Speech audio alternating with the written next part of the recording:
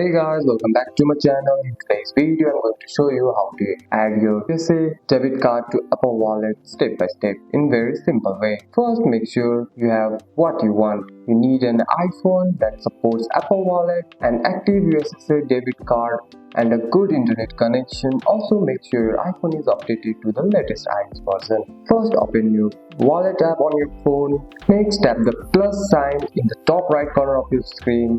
This is how you add a new card. Then tap debit or credit card and press continue. Now you will see two options.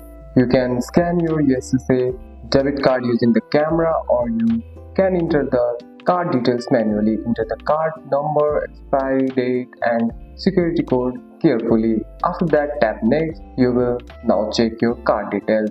Next come verification. USAA may send you a text message, email or app notification with a code. Enter the code when asked to confirm that's it, really you.